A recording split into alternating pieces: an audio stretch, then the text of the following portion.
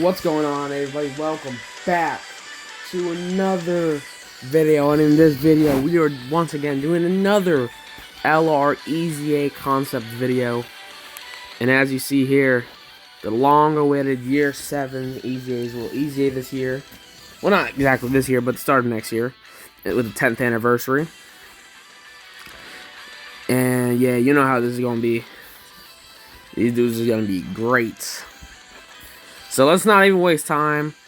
Let's hop into their current details, and then we'll go over what I decided to go with for the EZA. So their current leader skill is Fuse Fighters and GT Heroes. Key +3 in HP attack and defense 170, plus an additional 30% to all stats if they're Kamehameha. Their passive skill is activating the entrance animation. They guard all attacks for 1 turn from the character's entry turn, plus an additional key +1 per type key sphere obtained, and attack and defense plus 77% for 7 turns from the character's entry turn. Attack and defense 120%, plus an additional key +1 per type key sphere obtained. Chance of performing a critical hit 7% per rainbow key sphere obtained. And then they launch an additional super when key is 20 or more, and all attacks are effective against all types when key is 24. So, not much, it's just regular. And then they go ahead fuse from the 4th turn if you want to.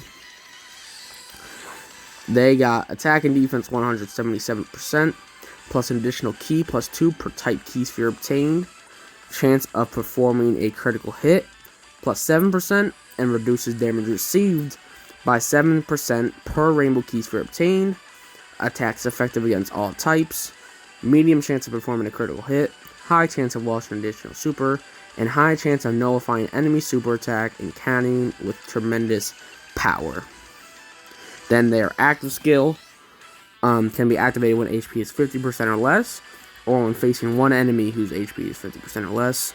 Causes ultimate damage, and all attacks become crits for that turn the active skill is performed. So without further ado, man, let's hop over to my EZA idea. Oh wait, that's the wrong one. Leak. That's a leak for the next video. I mean, you could have guessed it already. It's the gods. So the leader skill, I kept the same, but the percentages have changed. So I did Fuse Fighters GT Heroes as key 3 and all 180. And then instead of an extra 30, it's just going to be an extra 20. So even if they're not on Kamehameha, they're still getting a whole 180% lead. So passive skill is they activate the entrance animation from the character's entry turn. They guard all attacks and reduce the damage received by 30% for 3 turns. Plus an additional key +1 per orb obtained. Attack and defense plus 100% for 7 turns. From the character's entry turn. Attack and defense plus 150%. Plus an additional key +1 per orb obtained. Chance of performing a crit and evasion plus 10% per rainbow orb obtained. Launches an additional super when key is 24 or more. And launches another additional super and attacks effective against all types when key is 24. So I did change a couple things. I kind of just changed the turn weighting and the damage stuff. So instead of this being 77, it's 100. And then instead of just having guards for 1 turn, it's guards and damage reduction for 3 turns. And then instead of this being type orb obtained, it's just regular orb. So they'll be able to get key without a problem. He'll be able to do 4 supers in his base. And then when 24 key, he's effective against all types. Their active skill I just made from the 3rd turn. Speak right. Alright, let's go ahead and dig in to Gogeta. So passive skill would be key +2 and attack and defense plus 277%. Plus additional key +3 per orb obtained. So instead of type in 2, it's 3 in regular. Reduces damage received by 30% flat. Chance of performing a crit and damage reduction plus 10% per rainbow orb obtained. So if you get enough rainbow orbs, this guy can just be tanky as hell and just have no damage restriction whatsoever.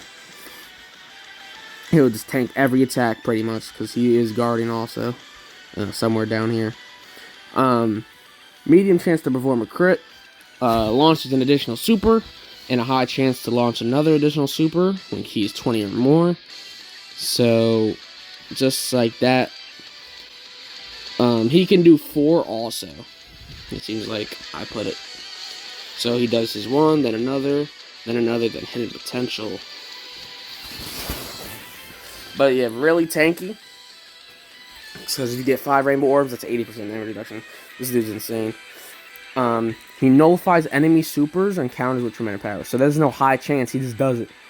And then for 5 turns, he finds out where the super is. So you put him there, and he's just going to counter it, save you guys some damage. He's protecting the team. His active skill condition will be 8 when HP is 77% or less, or when the enemy's HP is 77% or less. He causes ultimate damage. And for the rest of the battle, guaranteed crit. So a very, very good active skill. Very powerful. The 10% damage reduction might be too much, but I mean, he has 7 as he is now. So what we might do is we might have to drop this to like 20%, because then if you get 5 rainbow orbs, then it's 70. It's still a lot. I'm not gonna change it. I mean, they're gonna be broken when they do get easy aid, so why don't just keep it like that.